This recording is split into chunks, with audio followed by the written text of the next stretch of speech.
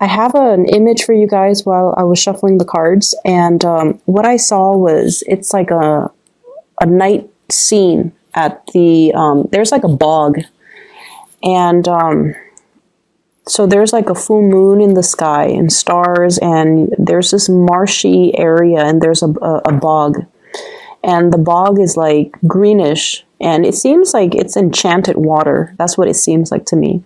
And there's this creature. It looks human, but it's covered in mud and slime and just, a lot of unsavory things. And it's jumping into the bog to kind of clean away, all the slime and the sludge. And then you see like air bubbles coming from the bog. And then on the other side, this creature emerged from the water, and it's all clean. And it's really this really beautiful naked woman. So that's what I saw for you guys. And when I saw that, I was just like, things are not what they seem, okay? But in a good way, not in a foreshadowing, be careful type of a way. And I feel almost like the message is, everything will come out of the wash, or, with the right opportunity, everything will be polished and shine, okay? So what I feel in this reading is, I don't know why, but maybe you guys will know why. I feel like for some of you, most of you, I would say like 70, 80% of you, I just feel like you have some regrets regarding your conduct in the past. I shouldn't have done this. I shouldn't have done that. Why? I was young and stupid and irresponsible and reckless. And I feel like at night when you're sleeping, these thoughts kind of take a hold on you. Okay? And I feel like for some people, it's sort of like, why did I date that person? Why did I have a one-night stand with that person? Why did I do that? And then for others, it's like, I shouldn't have stolen her boyfriend. I shouldn't have stolen, somebody's lover, okay? Or I shouldn't have interfered in that relationship, okay? And then for others, I'm also hearing, I shouldn't have been promiscuous. And I feel like there were things in your past that you did that you're not proud of. And we all have these regrets, okay? It's not just you guys. But I feel like for you guys, it might have happened many times. It might have happened when you were young. It might have happened when you were just experimenting. You were trying to figure yourself out. And there were a lot of things that you did that you're not really proud of. And I also feel like you try to escape these thoughts. They come out at night. And so in the day, you're like surrounded by a lot of people, and you're constantly doing things, moving around, working, and, constantly on the go. And so you don't really let these thoughts kind of enter your mind. And a lot of the times too, when we don't re-examine, or when we don't examine our actions and the consequences and things like that, because we're so busy rushing through the day, these thoughts come out at night when we're calm, when we're trying to sleep, when we are able to reflect on our past actions. And I feel like for some of you, these things are surfacing in this week because of social gatherings, because you're going to you might have run into some people that you're like, why did I have a one-night stand with that person? Now I'm dating, his best friend, for example. Or I shouldn't have stolen her boyfriend. Now I'm going to see her at this gala, Or I shouldn't have behaved in that way to that person. Now they're my boss. So I feel like, in a way, there is this sense of reemergence of some of the things that we want to sweep under the rug, some of the things that we wish we could sever from our past, but they're coming back in. And I bring this up because I feel like you have been really hard on yourself about these things. Okay. It's good to say that, oh, I shouldn't have done that. I really regret it. And I'm very sorry for what I did. But it's also, thinking those things, that's one thing. But if you really mean it, you should contact the person, no matter how many years has passed, no matter how long it has been, no matter how insignificant you feel that event is. You should reach out to that person and you should say your apology, because that is going to, allow you to triumph over those demons, okay, that emerge when you're trying to sleep. I'm also sensing as well, there's an intense missing somebody, and especially somebody that has passed away. And I especially see like grandparents, okay, like grandparents, especially a grandmother, somebody that has been very loving and very nurturing towards you. And they might have taken the place of your own mother. Okay, so I see like a loving presence that's coming over, that's like around you. I definitely see somebody's grandmother. And I see this woman like, putting the covers on you when you're trying to sleep at night and these thoughts are coming to your head. And I feel like this is somebody that loved you unconditionally. They never judged you. And, at the time that they were alive, you were probably a young child. You were difficult and rambunctious. And, you wanted to have things your way. And you made things difficult for this person. But they loved you, and they loved you unconditionally. And they're still around now to kind of like scare away those demons so that you can get your restful sleep. So you have somebody coming through from the other side that is trying to reassure you, and they're trying to tell you, you are not a byproduct of your actions from the past. If you can find solace and peace with the past, then, the slate is clean. So move away from it, okay? If there are still nagging issues from the past, it basically means your conscience is telling you, rectify the situation, fix it, apologize for it, come to terms with it, and just move away from it, okay? So if there has been an apology that is overdue, reach out. If there is something that you want to kind of fix, reach out. And it's funny because so there's this one incident, right? Like I had like a run-in with somebody, and my intuition was telling me, reach out, and I didn't know why. And I reached out, and then we had a good laugh about it. And the next day, I found out I was assigned sit right next to that person. And it was like randomized seating, and I found myself sitting next to that person. So if I hadn't reached out, that encounter would have been very, very, very awkward. So I feel like something like this is happening for you guys. And so reach out, clear the water or clear the air. Clear the air, because you might have to see them, or you might run into them in a very inopportune moment. And it would be awkward if you didn't reach out prior. Okay, so that's what I'm sensing. So here's the thing. I opened up with something that can be, really bad, but I feel like you have something really good coming in. And I have to open it up in that way because you have somebody that loves you. And this is somebody that's still in the living, that's around you. This person doesn't care. This person doesn't care about your past. They don't care about how promiscuous you have been. They don't care about how, much of a heartbreaker you were in the past. They don't care about the rumors that are going on about you.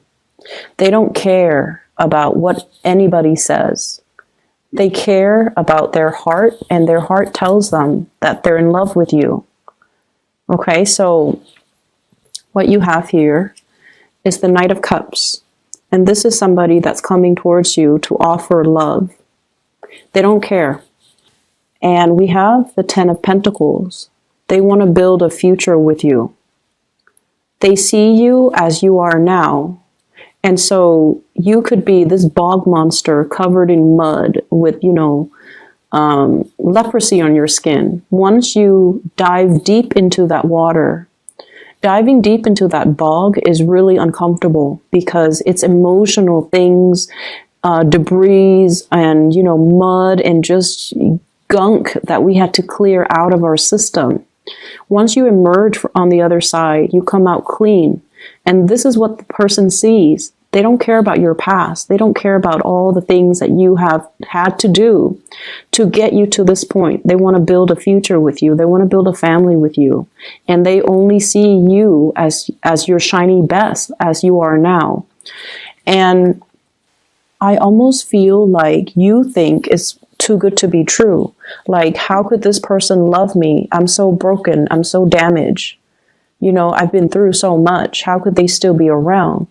And I feel like there were times where you drove this person away. You kind of like, pushed them away energetically or physically, like, stay away from me. I don't want to be with you. And they always came back. They came back because they love you unconditionally. Okay. And this is not somebody who is like a fire sign.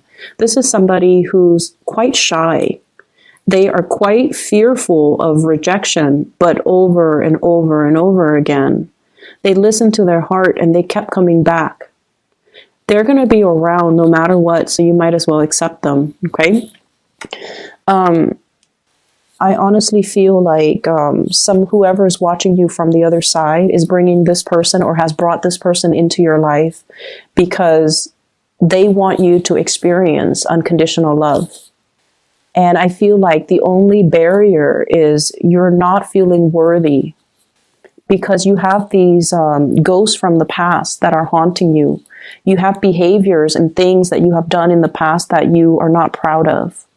And you haven't been able to move away from it because you were running away from your problems. Every time you start to feel something, you shook it off. You distracted yourself with other things. Rather than staying home for the weekend, you're jet setting somewhere else to, go to the next party, to supposedly hang out with friends. But I feel like the friendships might not be emotionally rewarding. And I feel like you were escaping these things. And so these things never had a chance to surface during the daytime. And that is why they have to be dealt with, Aries. They need to be dealt with, okay?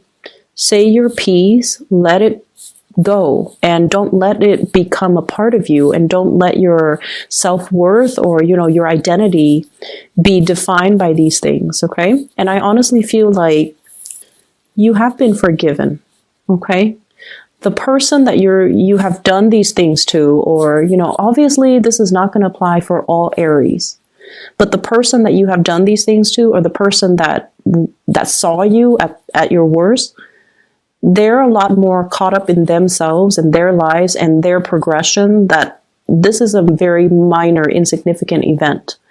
And you can reach out, say sorry, or whatever you need to do, but I feel like it doesn't affect the other person as much as it does you. And that is why you have to release this energy, okay? Yeah, I feel like there's definitely issues when it comes to self-worth. And I feel like there's an offer on the table and you're not seeing it. So this is like a proposal. I honestly feel like some of you are being proposed to around the holiday season. And some of you possibly, this is also new work, new jobs, okay? I'm not sensing it so much with a new job. I'm sensing it more like a proposal, like putting a ring on your finger or telling you, I'm going to buy you a ring, or I want you to be my girlfriend or boyfriend, or, let's move in together. This is a solid, like a concrete, solid offer coming through from another person, even like a physical gift coming through.